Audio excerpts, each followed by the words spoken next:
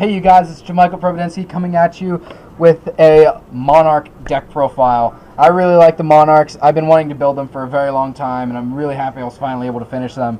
And they're just so much fun. I'm really enjoying playing them. And well, let's just get right down to the deck profile. There's something on my tongue. Oh, might want to get it checked out then. Yeah. All right. Oh, and my trusty rock lizard is here to help with his deck profile. So His name is Bill. yes, his name is Bill. Enjoy Bill's company. First off, I run triple Caius. There. And I think triple Caius is a necessity. He is the best Monarch out of all of them, I think. He banishes a monster, and then if it's dark, well, he banishes a card. So you can even blow up back row, so it just makes him even better. But if you blow up a monster that's dark, deal 1,000 damage to your opponent. I mean, he's just too nuts. He's just amazing. Next, I run double Ryza, because making your opponent dead draw is awesome.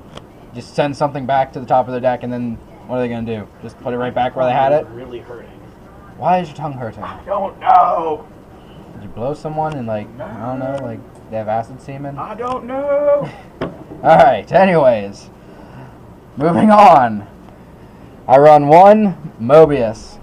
I did have him at 2, but I had to make room for some other stuff in this deck just to make it easier to get the Monarchs out. And I felt like dropping another Ryza would have been not smart, so I just dropped a Mobius. And I love Mobius. I mean, blowing up your opponent's back row is amazing. Don't get me wrong, I love him. But I had to make cuts somewhere, and he was one of them. And one of the main reasons why I cut him is because I added in his bigger brother, the Mega Monarch, who blows up 3 instead of 2. And he's basically just as easy to get out, because if I already have a Monarch on the field, I can just tribute the Monarch to bring him out, and then blow up 3 back row. And then if I were to tribute Mobius and bring him out with Mobius, I can blow up the 3, and then they just can't be activated. So your opponent can't chain any of the effects to him, so it just makes him even better. So he's just nuts, and I have him in Pretty Ghost, and I love him. Moving on to the last big guy I run. I run a Light and Darkness because every Monarch deck needs to run Light and Darkness, because just say no to everything. That's basically what he does. Then blow him up to special summon something out from the graveyard. So he's just too amazing. He's great. Now, moving on to the little guys that get out my big guys. I run triple Jack Frost, just because changing your opponent's monster to defense position. Frosty the Snowman. Anyways, changing your opponent's monster to defense mode is amazing, and stopping their attack is even better. He's just too good. Gotta run him at 3, and yeah, I just can't say enough about him. I love him. I love all these cards. Next up, I run double Spectre, because if they blow up my Jack Frost, I bring him out, draw a card. I mean, what else can you ask for? Just more stalling, and then more cards in my hand, which I enjoy. Very jolly man. I'm on to Spectre. This is Casper now. That is Casper. This is Casper. He doesn't have a theme song. He had a TV show at one point. I think he has it. I have spoken. Anyways, now the last of the Ghost Trick cards, I run double Jack. Damn it! I run double Lantern, because again, now if they try to attack into my Jack Frost, I can just say no, drop him, and then they have to get over both of them. So Rudolph the red-nosed reindeer. he has a pumpkin for a head. How is he Rudolph? But had a very shiny nose. Anyways, that's the last of my Ghost Trick cards. Now, moving on to the very, very small frog part of this deck.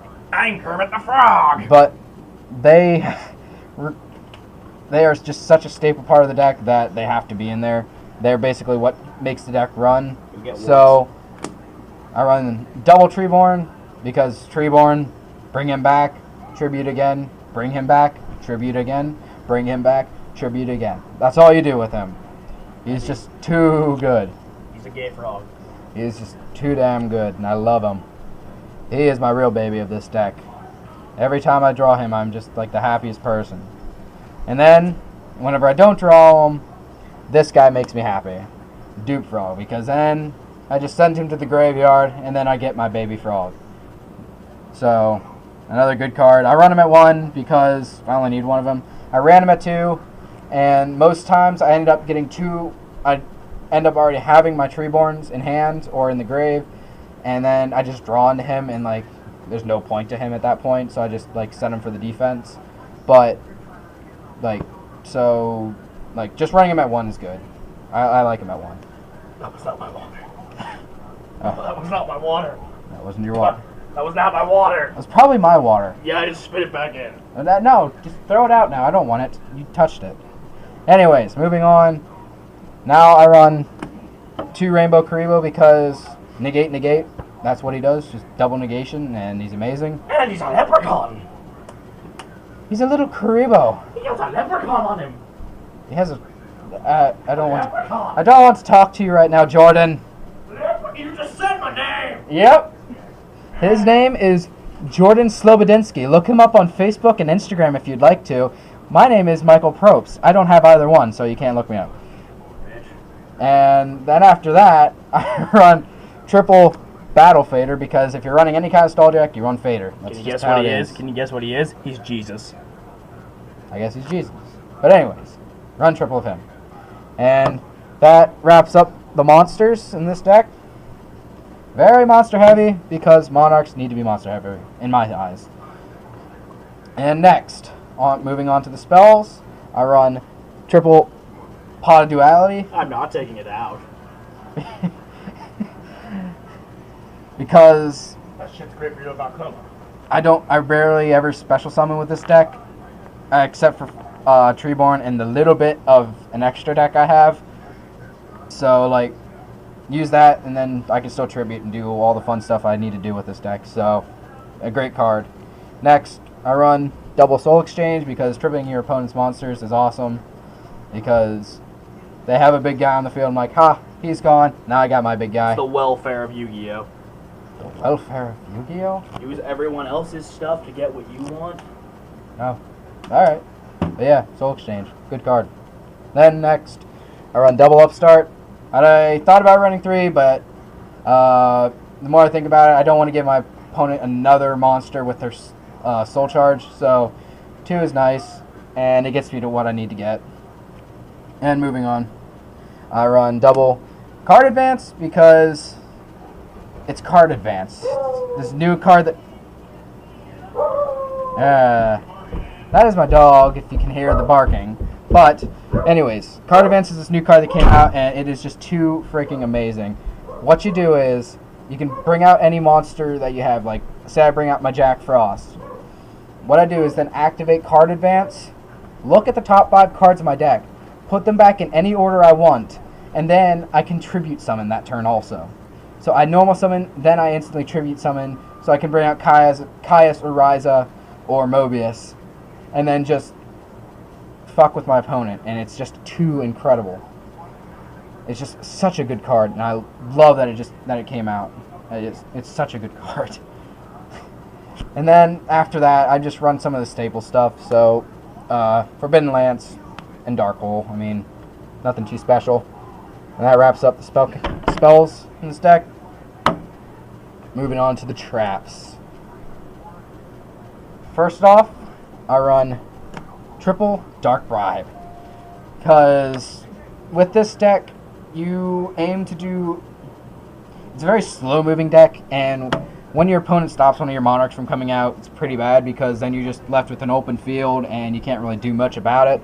So having the triple Dark Bribe just allows me to protect my Monarchs before they come out, and so they can do what they have to do when they're out there. So Dark Bribe I just think is a must. Just need to protect the Monarchs. And then more protection for them. Breakthrough. I took care of your dog for you. Why, thank you. She appreciates it. But anyways, Breakthrough. Just protect my monsters even more. Just, if anyone tries to activate an effect I don't want to happen, Breakthrough. That simple. Suck it. And then, moving on, just some staple shit. Bottomless. Solum. I mean, don't really need to say much about that. And that's the main deck. Moving on to the very tiny extra deck I've built up. Like, literally, I don't have enough cards to make a 15-card extra deck, so I just scavenged up what I could, and this is what I got. So first off, I run one Heliopolis, because there is this insanely rare occasion when I can have Mobius the Mega Monarch and Light and Darkness Dragon out at the same time. I can go him, or I can go Tachyon. It is the most rarest thing that could ever happen with this deck, but it can happen, so I run them. And then I run a lot of, well, I run 3 6s, rank 6s, so I run one Gaia Charger because, I mean, it's Gaia Charger. Use the effects of your monsters, and then when it's done, bring him out and then inflict piercing. I mean, what else can you ask for? And now, moving on to the 6s, a Strike Bouncer. I mean, if you're running 6s, you gotta run Strike Bouncer. And another one you basically have to run, Gauntlet Launcher, because blowing up your opponent's monsters is awesome. And then, just as a filler card, because he was 6 and I had him, number 6, Chronominally Atlantis. Ashlandis. Because it's Chronominally Atlantis. I mean, he doesn't really do much in this deck right now, but he's just there, and he's not bad. I mean, he's a 26 beat stick, so I mean, I like him, and he's got 3,000 defense. Okay. And then, now, to the rank 1s. Since I run all those ghost tricks, I run triple Doulahan, because cutting your opponent's monster's attack in half is awesome. And when he's destroyed, I get to add a ghost trick from my grave to hand, so he's just too good.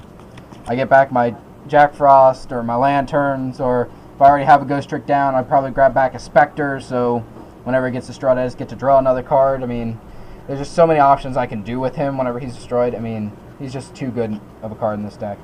Next up, I run one Slacker Magician. Another really good card. I mean, if you just need a wall, basically, she's excellent. I mean, she can't be destroyed. And if your opponent activates a spell trap card that you don't like, just use her effect to destroy it. And then I run one Utopia Roots, because with him, I can bring him out, and then I may have like Gauntlet Launcher or Strike Bouncer out. I'll have them attack, negate the attack with Roots, and then he gets the boost from it. So he'll gain a lot.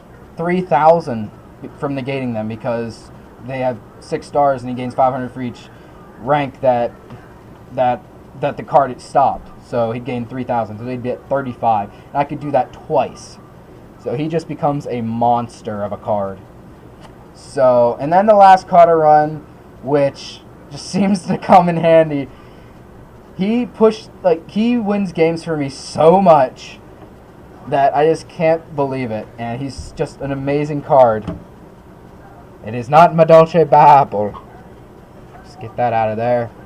It is number 54, Lionheart. I do not understand how it is possible that I am able to get him so much in this deck, but literally almost every duel I'm able to get him out, and he is the most annoying card for your opponent, especially if you're facing a friend like mine that is an idiot and likes to bring out, I don't know, like a Leo against them. I like beat sticks.